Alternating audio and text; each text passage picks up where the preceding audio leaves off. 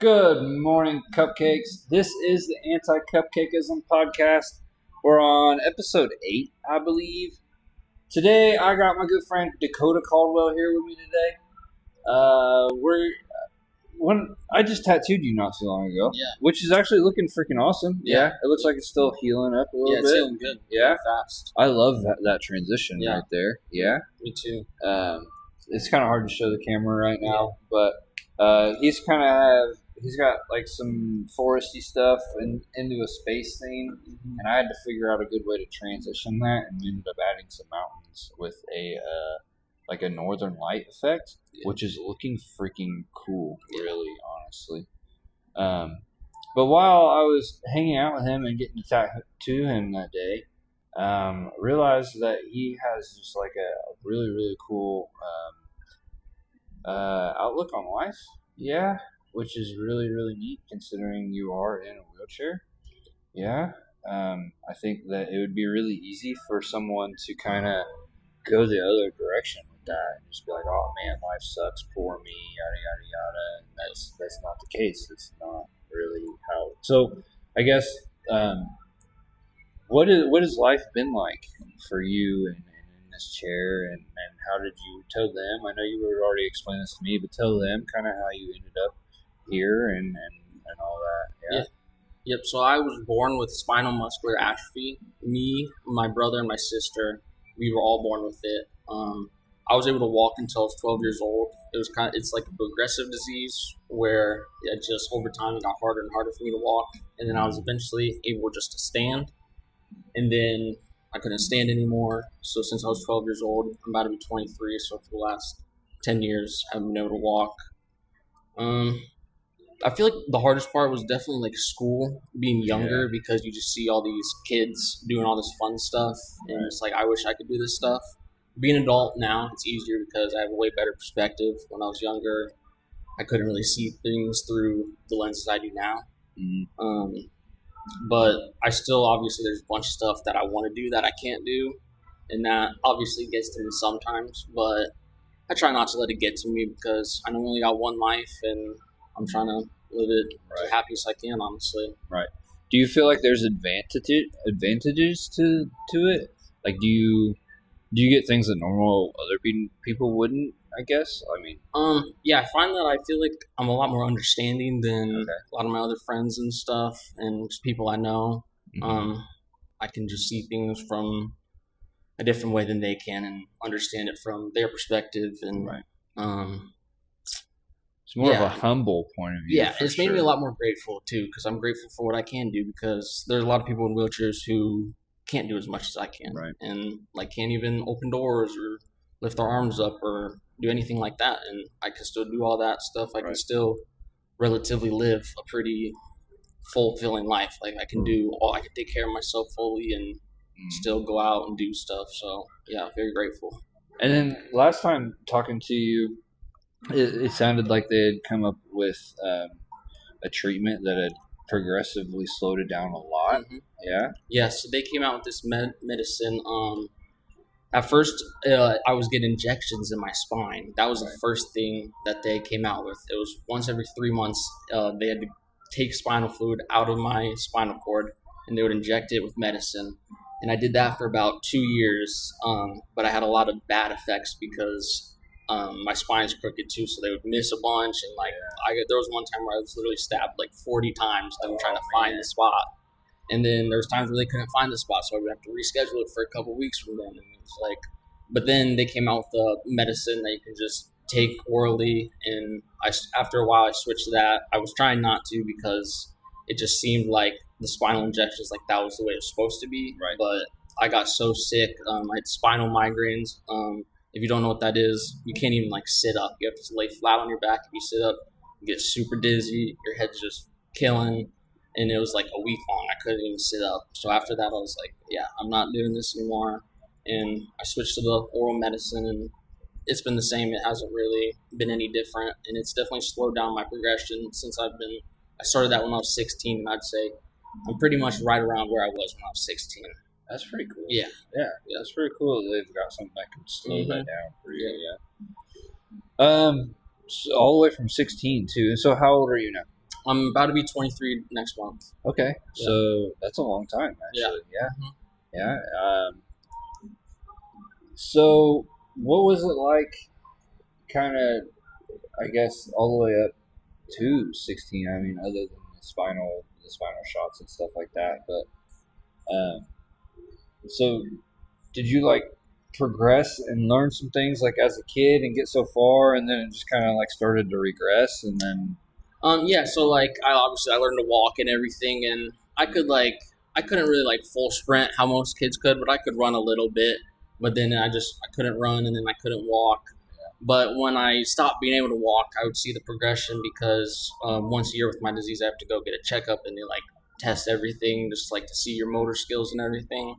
And like I would see it then because that's when they really like have you do stuff, and I'd be like, okay, yeah, this is definitely harder than last year when I did this. Right. But the past, since I've been 16, every time I'm gone, they pretty much said, yeah, you're pretty much the exact same spot you were last time. Right. Yeah. So this is anti-cupcakeism. So what I really wanted to translate, and what is going to be really kind of difficult to get into them, is how does your predicament in this, how does that translate into motivating them? Like, you have a really cool mindset because you're still humble in your life, and you don't take the little things for granted, and all of that. So what would you say to them, like, to motivate them to not take their life for granted, that everything really is a mindset, and that it really is just a flip of a switch, and you can be really pessimistic or really negative about things, or you can be really optimistic and be really positive about things. Mm-hmm. So what do you think would be one of the biggest motivators for that? I mean, it's really hard. It's just like I don't even know. It's something you kind of just have to develop on your own, and you just kind of need to realize every day I'm doing something that a lot of people can't do, whether it's, walking, or it's some people can't even open a door, Right. or some people, a lot of people, they don't even get to eat a lot of days. So it's like you got to be grateful for every little thing. That's very, very Even true. if when I'm sad, I'll be like, but I'm having dinner. I'm like, you know what? Life's good. I'm watching a TV show. Right. I'm having a good dinner. This Yeah. is good. Well, it's also like things could be a lot worse for you. Yeah. Yeah. 100%. Like if you wouldn't have found that medication when you did, Yep. all those years, you could have a lot less movement. Yep. And have and things be a lot. Yeah, and it would have shortened my lifespan too. Right. Absolutely. So, Mhm. it's like you got to kind of like look at things in a more positive aspect. Like, it definitely could be a lot worse. Yeah. And it's hard to see in the moment, for Mhm. sure, or even in particular times. Yep. But it's just something that you kind of have to kind of always be there, so that you keep pushing yourself forward. Yeah, keep pushing yourself forward. Yeah. So what would be some of the struggles that you've kind of had to overcome?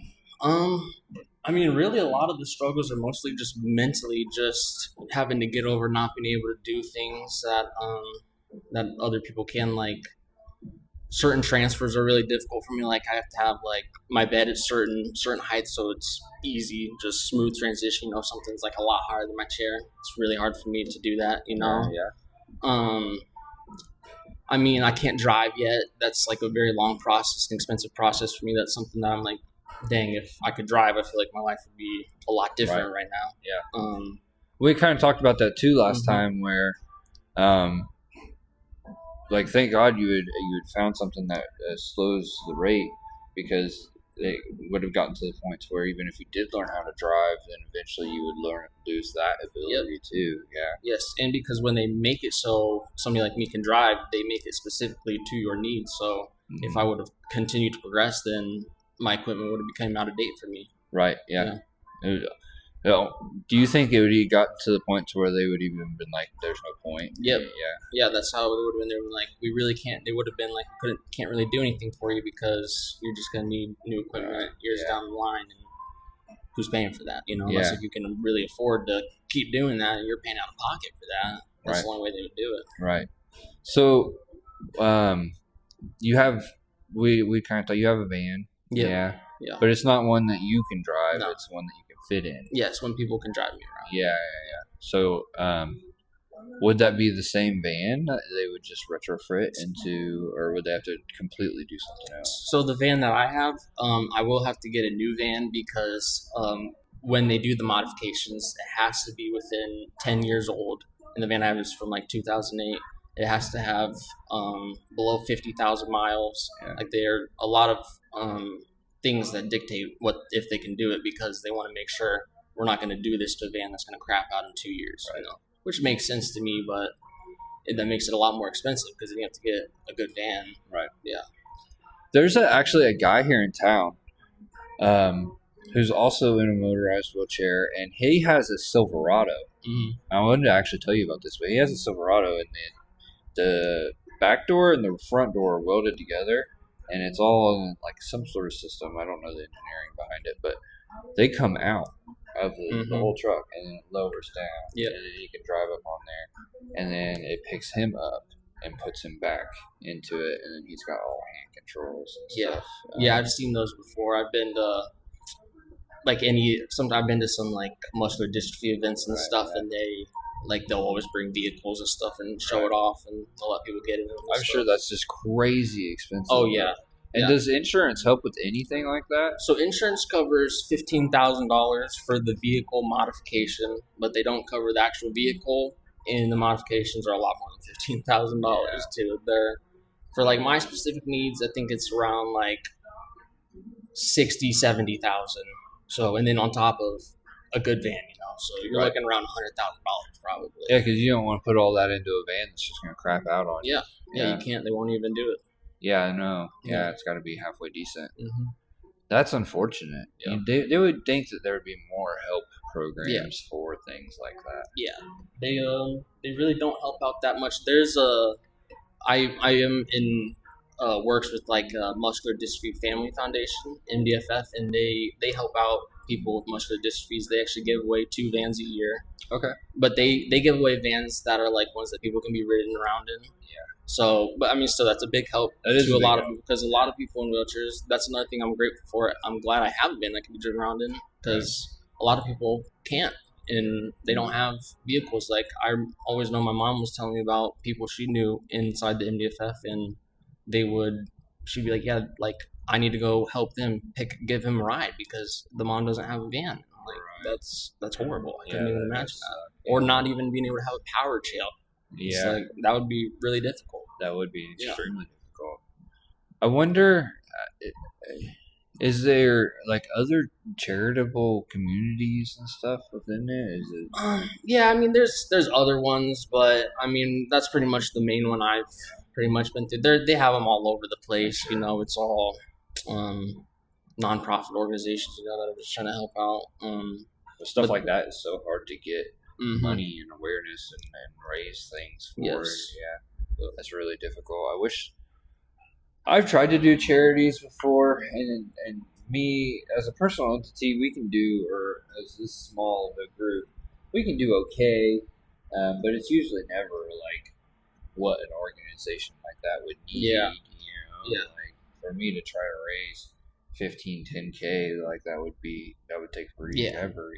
Like if even me myself trying to get my own 10-15K takes forever.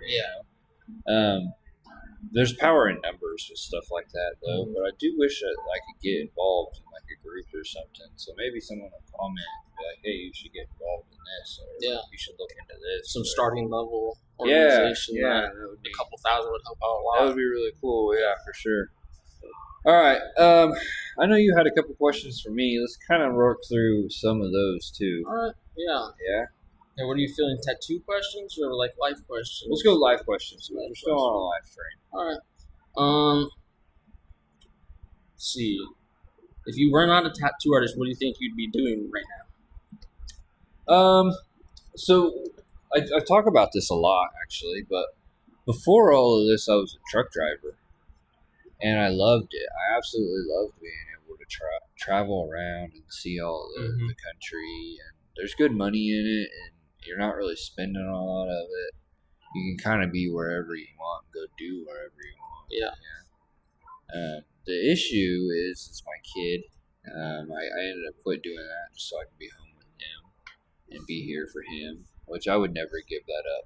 You know, I Mhm. love what I do, and I would continue doing this. I think, um, if but if you were to completely take this off of the table, I would probably go back to truck driving. But that would be really hard because I wouldn't be able to be with my kid all the time. Mhm. Um, I think I would really try to push for him to be in the truck with me during his like summer breaks and stuff. But that's only something that started recently because he's in kindergarten now, or he's getting ready to start first grade. So um, back then, when I was truck driving, that wasn't. I guess it wasn't an option for him to be in the truck with me by himself. Whereas I guess I could have packed up him and his mom, Mhm. although she was just never really willing, or she had her own job or whatever, you know. Yep. So as a family man, that was really really difficult, and I'm glad that I ultimately made the decision to do this. Yeah. Like looking back now, and where all of this is, and where it's become, and having the opportunity to sit here and talk with you today and run this podcast, I'm really glad that I didn't stick with that. Yeah. You know, because it was a different aspect, or it's a different way of life, very secluded, and you know, like I didn't have any real friends or anything like that. You know, like you just live in a truck all the time. You're all over the place. The most people you really talk to are the truck stop gas station attendants. You know, so, Yeah. but it was really peaceful. It was Yeah. very very peaceful, and waking up in a different state all the time. I got to see really really beautiful parts of the country. I got to do some really cool, weird stuff. Like I was talking this morning on a live TikTok about how I got to take a load of insulation foam board into Chinatown, New York. And it was one of the coolest experiences of my life, and I'll never forget it. So that would definitely be, if I wasn't doing this, I would probably go back to doing that. And eventually, I would like to take all of this, put it in a trailer of a semi truck, Yeah. Do some traveling and tattoos. do some traveling tattoos. Yep. Yeah, but there's also a lot of just logistics behind that because fuel costs for a semi truck. So every time you move the truck, that's a lot of money right there. And then anytime, we'll do all of that, and the insurance for the truck and the truck itself to actually have to pay it off, and all of that. That's a lot of money, and for a truck that's not producing loads every day, you know. So to physically tattoo that much, to have to pay off the truck, to travel in the truck and pay off the truck, and tattoo that much out of the truck, that's a lot of tattooing that I don't necessarily would want to do myself, you know. So it's like I have to get other people involved and all this other stuff. It's a pipe dream, but realistically, like logistically, do I want to do all of that? I don't know how far it would get. Yeah. You know, I think the only way something like that would work out is if enough of them were like, "Hey, I wanted to start doing travel tattoos." You know, like, all right, let's put a team together. I'll get a truck, and we're all gonna have to collectively understand that we're gonna have to pay on this truck. I think that would be the best way to go about it. But I myself going through it, man, that's so many tattoos to pay off a truck and trailer and the remodel and all the fuel costs and all of that stuff. To be tattooing that much at festivals and stuff, I would be broken by the time I got that truck paid off. 100%. You know what I'm saying? So like, it's just like, I don't know if it's really that much worth it. Now on a smaller scale, I think I would do maybe a camper. Yeah. You know, Just take it out every once in a while. It's not like a full-time thing. Yeah, not a full-time thing. Every now and then, a $2,000 camper that I remodel for a truck that I already use every day. You know, that kind of scale would work out, I think, better. Now, if TikTok or something or my YouTube channel ever popped off and we were going and I needed to travel all 50 states and see all these people and whatnot, semi-truck, 100%. You know, or hell, maybe I can do a private jet. Yeah, that would be cool, you know. let's do a tattooing private jet. Maybe that would be a TikTok channel that would blow up. For real. You know? That would be super cool. Let's do tattoos in weird places or like really high end places. Yeah, Mile High Tattoo Club. Yep. That would be great. Oh, that would be hilarious. Is that like your favorite part of your job? Is just meeting all the cool and unique people? The people aspect is the people aspect is the worst and best part of my job. Yeah. Yeah. Depends on the client. It depends on what it is and what's going on that day. Because we can get some real, just crazy, like crackheady kind of people in here, and you're just like, man, I do not want to deal with this person today or ever again. But then there are also people like yourself or other good clients of mine where I love coming in and hanging out with them, or I love coming in and working on their sleeve or picking their brain, figuring out what's going on with their life or whatever. There's also an aspect of being able to help people in a certain aspect, because like people come in and whether they're going through a breakup or maybe they're moving or maybe people usually tend to come in and get tattoos whenever there's stuff going on in their life, so then I can kind of talk to them and be like, I've been there too, you'll get through this, yada yada yada. And you're basically a therapist too. Yeah, for sure. And that's the whole reason why it is Relentless, and why I definitely try to push people along throughout their life. It's also like a home for people and a safe space for people. So, and I love that aspect of it and being able to help people in a sense. But like I said, it can be the best part and the worst part, because there's a lot of what's the word? I miss it every time. Arrogance, arrogance around the tattoo industry, I guess, where people think that they can get a whole sleeve in a day and they can't. Like it's not a real possibility, or they're thinking that they're going to get this massive tattoo for $50, and like that's not a real possibility. A lot of haggling and stuff. So it can be one of those things where it can really, really be aggravating, but then it's also very, very uplifting, because I talk about this too a lot, but a lot of my job is literally just drilling confidence into people, So it's like they come in here, and regardless of what kind of situation they're in, and they can be beat up by life, and then they come in here, and then for the next couple of hours, you're not going to think about nothing else but the pain of what, you centralize your suffering. And then you're going to leave with a new boost of confidence. You're going to go home and look at the mirror, and just for that day, or for that 24 hours at least, or the next couple of days, you're not going to completely hate yourself when you look at yourself in the mirror. And that's what I love about this, is just the sheer boost that it gives people. That is very, very empowering, I guess. It gives me the reason to get up and want to do this every day. Yeah, well, I can tell you firsthand.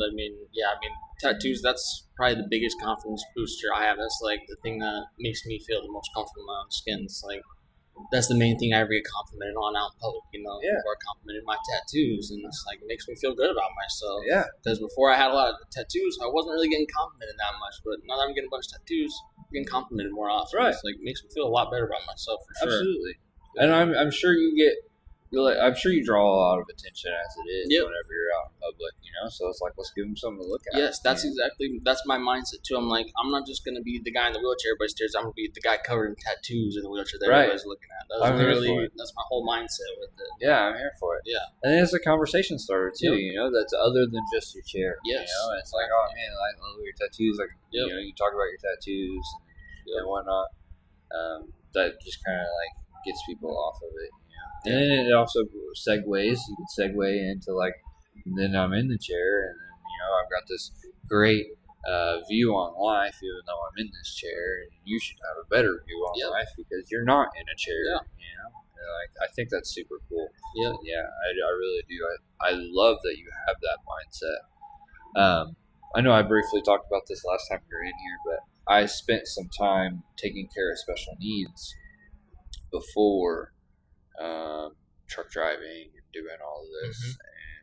And I've gone through a lot of different career paths, but this is by far my longest one, and I'm sticking with this one. But I took care of special needs there for a little while, and that was kind of the same kind of ordeal where it's just a super, super humbling experience because it's like, man, a lot of these people can't even wipe their own butt. Yeah. Or a lot of these people can't even feed themselves or talk, or they're having seizures every half hour. Like it could be so much worse. And what's even crazier to me is you spend any amount of time around someone that is pretty heavily autistic, and they're just loving life, man. Because they're the most incredibly humbled individuals. They're not judging nobody. They're not caring about nobody else. They're just here to have a good time for them.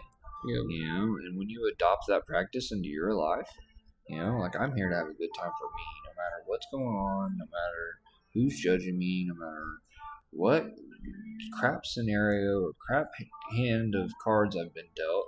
I'm gonna have a good time for me, and that's usually, I think that's where happiness itself is derived from. Yeah. When you can finally kind of be like, all right, this is what it is. I'm gonna have a good time no matter what it is, where it's at, or just a absolute positive mindset. And then that's the key to happiness right there. You just have to block out everything else. It can be a lot worse. Yeah, it can always be worse. It's all mindset. That's what 99% of it comes down to. Absolutely, it absolutely is. I think a lot of people, including myself, I'm a big advocate for fitness and all that, but that will only take you so far. You can't. Yeah. You physically can't. Yeah. And it's like your fitness in itself is just kind of eating itself away. So it's like mindset for you is even more important. I think for a lot of us, fitness is more just of a key or a tool to help with your mindset, to train you for mindset. Honestly, that's for me personally. I use my fitness as no, you have to get up and do this. This is something that is very, very important. You have to take it seriously, and it's a training of my mindset to get up and do that every day. But I needed that, right? Whereas you don't. You have that every day. Yeah. So you just need it. For you to already kind of develop that mindset is super cool, honestly. Yeah, and I feel like a really big thing that a lot of people don't realize is how much just routine plays into it. Even if it's not going to the gym, even if it's just waking up at a certain time every day, making sure you brush your teeth, making a little breakfast, going to sit outside every day for a little bit. Have a routine that you do every day, pretty much every day, and you're just gonna feel, your mind's just gonna feel a lot more organized, and you're gonna be able to just not have as much anxiety. I feel like. I love that you say that. I do. I love it. It's consistency. Yeah. It's all about consistency. Life is all about consistency. If you can, and then you'll start to see noticeable results even on your side from that. Maybe if you're brushing your teeth every day, then your teeth are going to be whiter. And that's going to boost your confidence a little bit. Or going outside, getting some sun. I don't think people realize how much you need that. Yes. Sun, there's vitamins and everything that you get from it and all that. But it just a big mood booster right there, just being out in the sun. Which is hard because we live in Indiana where it's not always sunny.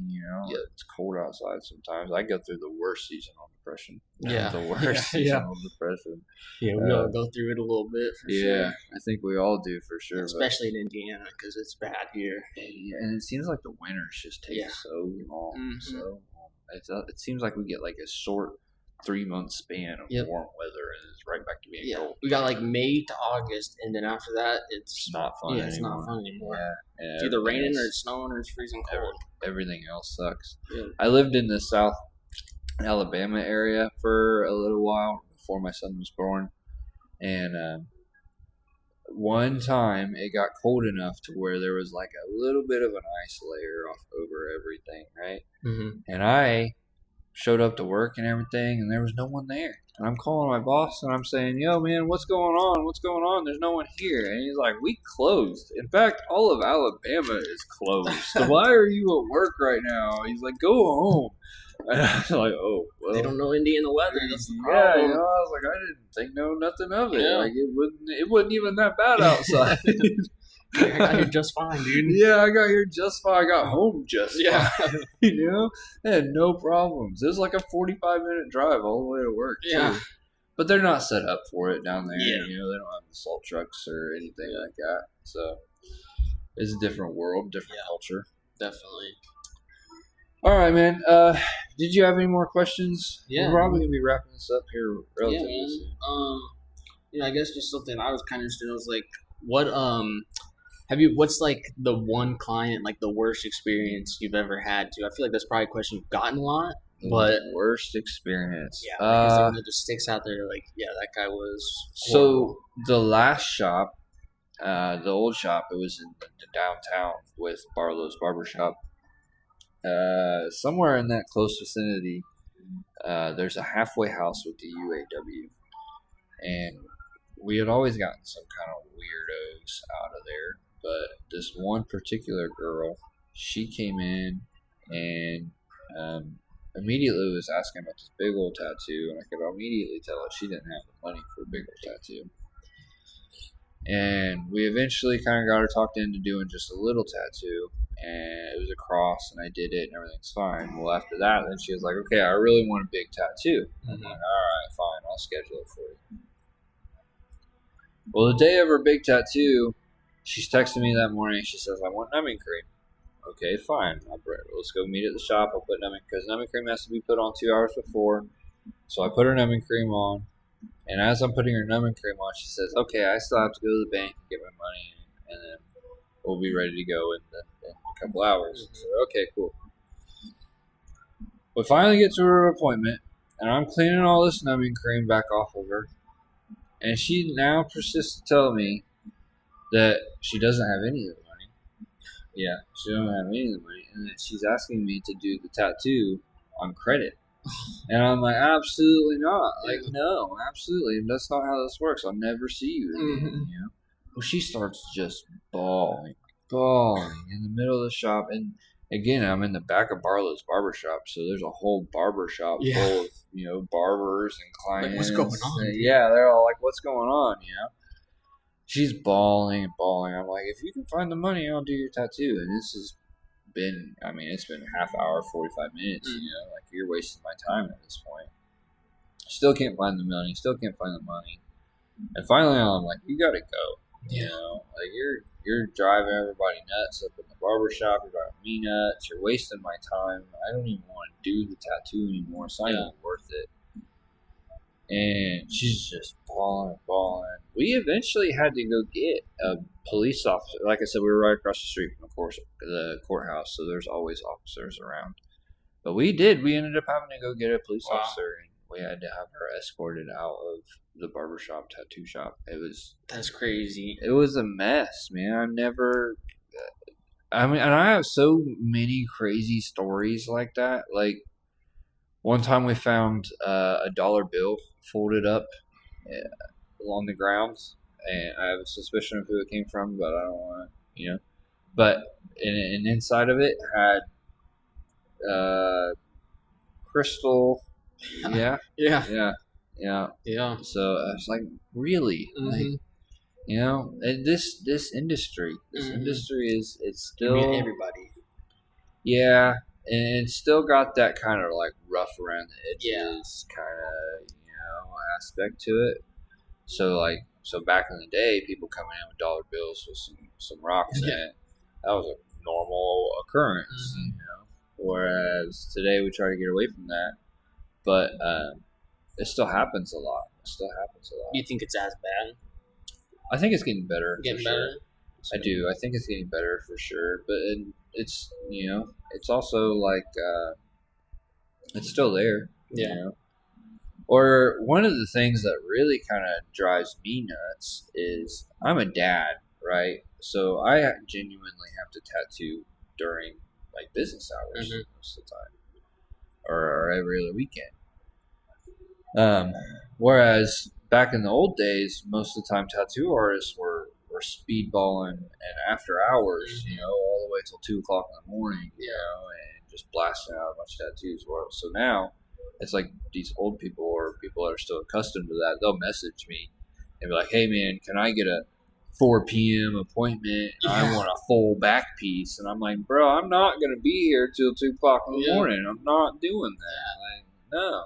And so like people haven't quite made that transition yet. That's the one that's taking forever for people to figure it out. Like, dude, if you're gonna want a full back piece, you're gonna have to take a day off of work. Yeah, you're gonna take a couple days off. You're gonna have to take some sessions. You're gonna have to take a couple days off of work. You're not gonna be able to go to work, get a full back tattoo, and then wake up and go back to work the next day after you've been slamming beers in my tattoo chair. Like, that's not how this works anymore. So it's just people haven't quite figured out, and it's not completely their fault. Like I said, there's just a transition that is taking some time, and I talked about this a little bit on the last podcast too. But I think we need to get into like a more of a university style training or a trade school style training versus the apprenticeship style training. We need to get more into online booking versus just people lying about their quotes. All kinds of different aspects that the industry itself is just so far behind. If you wanted, I would like to compare the tattoo industry to the cosmetology industry because they're a lot of the same. It's a lot of the same booking. They have longer based appointments. The clientele are usually the same, so I like to compare it to the cosmetology. And I've spent so much time around barbers and cosmetologists because the last two shops were the first one was in a salon, and then after that it was in a barbershop. Yeah. And they're very much the same. It's the same practices, same apps, same everything. I mean, the businesses are practically run pretty similar. It's a service industry, and you're customizing people. That's essentially what it is. You're customizing the hair, you're customizing their skin. Yeah. It's essentially the same thing. And some of them hair dyes, things like that, they take hours too. Yeah. And there's a very detailed process to it. And you can really mess up someone's hair. There's the medical side of it, and it's a lot the same. But if you compare the two, the salon industry is leagues and leagues and leagues farther than the tattoo industry. They have the schools. They have all of the booking apps, and they have all of the fancy equipment. It's known that it's business hours type of deal too. Yes, it's known that it's business hours, and you have to take the time off. And it's known that you have to tip. And it's known that you can do online booking. All this stuff is known already, and it's expected and whatnot. Whereas the tattoo industry has not made it there. Yeah, we have not made it there at all, and we need to. It would be so much for me as a business owner. It would be so much easier to hire artists if there was a school like they do for the cosmetologists. Like if I could just walk up in the school and be like, "Hey, I got 3 spots open in my shop. I need I need your next graduation class. I would love to look at them and talk to them and interview them, or maybe I can set up as a job fair or something like that." Not to mention, make it so much easier. Well, we've talked about all that in the last podcast, so I don't want to get into it too much. But I just feel like the tattoo industry itself has been held back for so long. And we're finally starting to make some progress with, it's not quite as taboo anymore. People with tattoos are starting to be more and more hireable, but there's still just so much farther. And that's a lot of the reason why I wanted to create this podcast too, is not only to motivate people to not be cupcakes, but also just spread the awareness of the ignorance that's around the tattoo artists, the tattoo industry, and know that we could be doing way better. Yeah. But it's going to take a collective. Yeah. It's going to take everybody as a whole. It's going to take the whole industry to be like, no, cosmetologists have been doing it the right way this whole time. And I mean, coming from the client's perspective, I mean, I prefer my tattoo artist to be professional and not, staying up, not tattooing until 2 a.m., tired as crap, messing up and stuff. It's like, I'd rather have a tattoo artist. Yeah, he's got business hours. He treats this like a business. He cares about it. Right. I don't want some guy that's over here doing drugs, staying up, tattooing 15 hours a day because all he cares about is getting that money in. That's all it is. Yeah, they don't care about you. Yeah. They do not care about you. And it's like, you don't know how that tattoo's going to come out. Exactly. You don't know what it's going to heal like. You don't know what's in their blood. Yep. That's scary to think about. I don't think enough people think about that either. Like, you don't know what. Everyone's always like, when you're tattooing people, you have to wear gloves so that you don't get an HIV. And it's like, well, what if your tattoo artist has HIV? Did you ever think about that? Yeah, and he's all drugged up and his nose is bleeding, dripping in your tattoo or something. Yeah, and then he accidentally pokes his finger and then he's like, oh, whatever, and keeps the exactly. That's disgusting. Oh man, the next thing you know, you got HIV from your tattoo that you paid way too much for and probably got out of somebody's kitchen. So do your research on your tattoo artist, people. 100%. That's just insane. Yep, that's what I did with you. I literally looked up your Instagram and everything. I was like, this guy, he looks professional. He does great tattoos. I was like, yep. Yeah. And I came in and I met you and I was like, yeah, dude, consultation, come check out the shop, and do your research on what that artist's art looks like. Everyone thinks, I want to make this very, very, very clear too. Everyone thinks that there is a tattoo license, and there is not. I don't think you've been on this.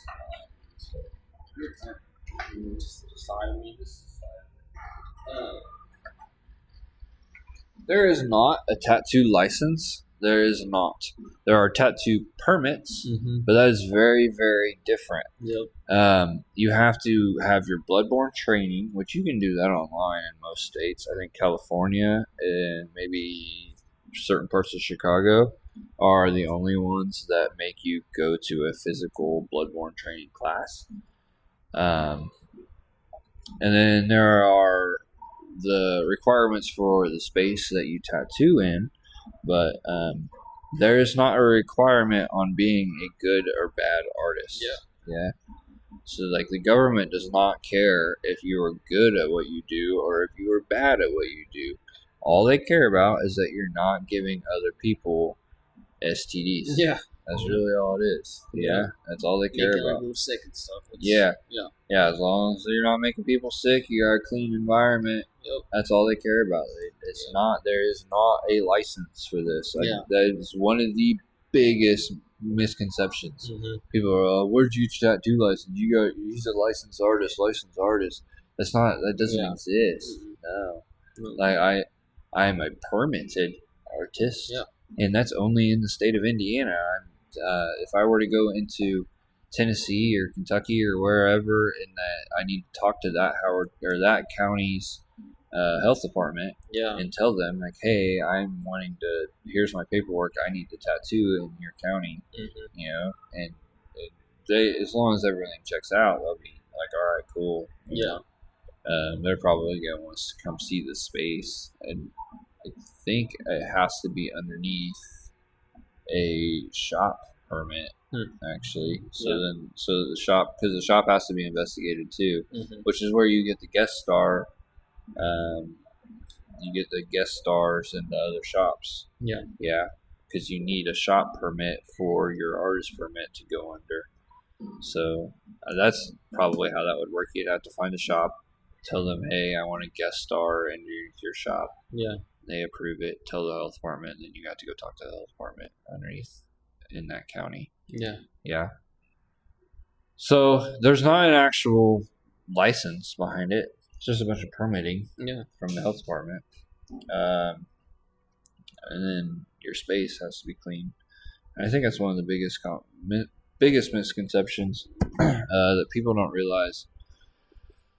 And that really needs to be talked about more. I mean, there's so many more inside the industry, but again, it's just spreading awareness and really trying to motivate people and try to get people understanding what's going on with the tattoo industry. Yeah.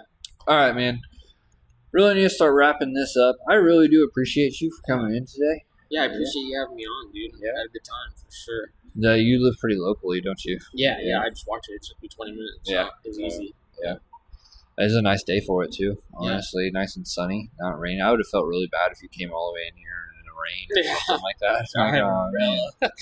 Oh man, if it was raining or something, I would have offered to come pick you in the van up or something. Yeah, we would have figured it out. Yep. Thank you guys for watching this. Thanks for subscribing. If you haven't already, please like, follow, subscribe, do all the things. Hope you enjoy the rest of your Sunday. You got big plans for the rest of the day? No, not really. Probably just gonna go home and clean up a little bit. I had my friends over yesterday, so we hung out. So I need to do a little bit of cleaning up. But, I feel that. Yeah. I feel that. I think I'm on the way to Michigan this afternoon. Oh, so yeah, dude. Yeah, I think I'm gonna go hang out at the beach for a little while. Oh, it is a good day for that. Yeah, gotta be a good day for that for sure. Maybe have dinner at Matey's Pub in Michigan City. It's one of my favorites. So, all right, thanks everybody. Thank you again. Last time. Enjoy your Sunday. I will upload this as soon as I possibly can. Appreciate y'all. Have a good one. Thank you.